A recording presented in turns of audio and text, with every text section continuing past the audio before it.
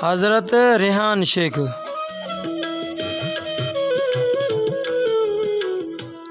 बुज़ुर्ग शेख रिहान बाबत तारीख़ तुहफ़तुल किराम में ॼाणायो वियो आहे त सुमरा क़बीले जे ख़फ़ीफ़ पीढ़ी मां हो ऐं संदसि असुलु नालो शेख गयासुद्दीन हो।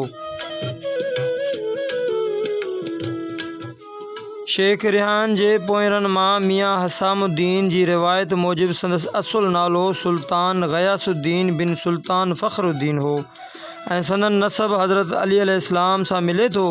संदसि वॾा इराक़ खां सिंध में आया हुआ। हिन बुज़ुर्ग बादशाह पीर दस्तगीर खां फैज़ वरितो ऐं पंहिंजे फ़र्ज़ंद अब्दुर्रज़ाक़ शाह खां ख़िलाफ़त जो खुरको वठी ढकियाईं, जंहिं बाद पाण अबू पहाड़ तरफ़ बि वियो ऐं उते वञी फैज़ ॾिनाईं।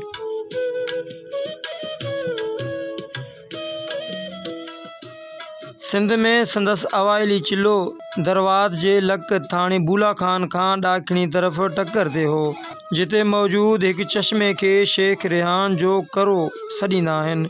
उन कोहिस्तानी माग जा रहवासी शोरा, नोमड़िया, रूंझा, पालारी ऐं जाखरा संदसि मुअतक़द थिया। पोइ अची मौजूदा हंध देह रुकनपुर तपे टंडे हैदर ज़िले हैदराबाद में रहियो, जिते अॼु बि ॻोठ बहावल ज़ंवर ऐं पबण शरीफ़ जे विच में संदसि मज़ार आहे। हिन बुज़ुर्ग बगदाद में चिले वारी जाइ ते नाज़बू रिहान जा ॿूटा पोखिया हुआ, तंहिं करे संदसि कुनियत अबू रिहान सॾी वई। सिंध में जिते अची रहियो उते जंगल हो, जंहिं करे खेसि शेख रिहान जंगली बि सॾियो वञे थो।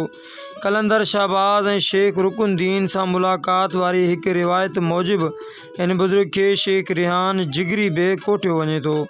रुकुन नाले सां सॾिजंदड़ रुकुन जो दड़ो मौजूदा रिहान ॻोठ जे उत्तर तरफ़ आहे। शेख रिहान खे 4 पुट थिया। नंबर 1 सुल्तान इब्राहिम, नंबर 2 सुल्तान करन, नंबर 3 शेख मोहम्मद कुतुबुद्दीन ऐं 4 दोदो हक़ानी। शेख रिहान खे हिकु न्याणी बि हुई। संदसि फ़र्ज़ंद सुल्तान इब्राहिम संदसि भर सां दफ़न आहे। दोदो हक़ानी विच ते आहे ऐं ॻोठ जे भर सां शेख मोहम्मद कुतुब जी मज़ार आहे। संदसि औलाद वटि रिवायत मौजूद आहे त शेख रुकुनुद्दीन मुल्तानी शेख मोहम्मद कुतुब वटि शेख रिहान जी फ़ातिहा लाइ आयो हो। उन उञाण मूजिबि शेख रिहान 7वीं सदी हिजरी में हाल हयात हो। पंहिंजे पुट दोदे हक़ानी खे शेख रिहान पुटीलो करे कलंदर शहबाज़ खे ॾेई छॾियो हो, जंहिंखे सैयदनि मां परणायो हो। कलंदर शहबाज़ जी वफ़ात खां पोइ सैयदनि दोदे हक़ानी खे शहीद करे छॾियो। उन करे हू दोदे शहीद जे नाले सां मशहूरु थियो। अॻिते हली सैयदनि शेख रिहान जी न्याणी खणण जो इरादो कयो, पर हिन पाक दामन औरत ख़ुदा खे ॿाॾायो ऐं रावी चवनि था त ज़मीन फाटी पई ऐं माई ज़मीन में हली वई।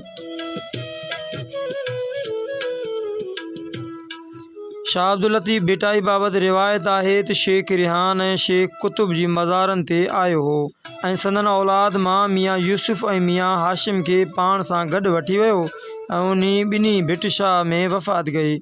उन्हनि मां मेवन शेख हाशिम रिहान पोटो शाह जे रिसाले जे कातिबनि मां हिकु हो।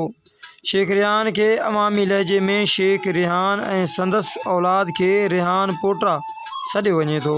संदसि दरगाह जो हिन वक़्तु गादी नशीन मेवन अब्दुल्ला रिहान पोटो आहे।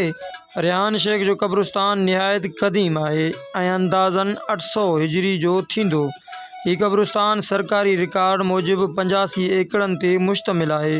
हिन क़ब्रिस्तान जे वेझो हिकु तारीख़ी पड मौजूदु आहे, जिते तारीख़ी ॻोठ रुकुन नाले जो आबाद हो, जेको हिन वक़्तु दड़नि जी सूरत में आहे।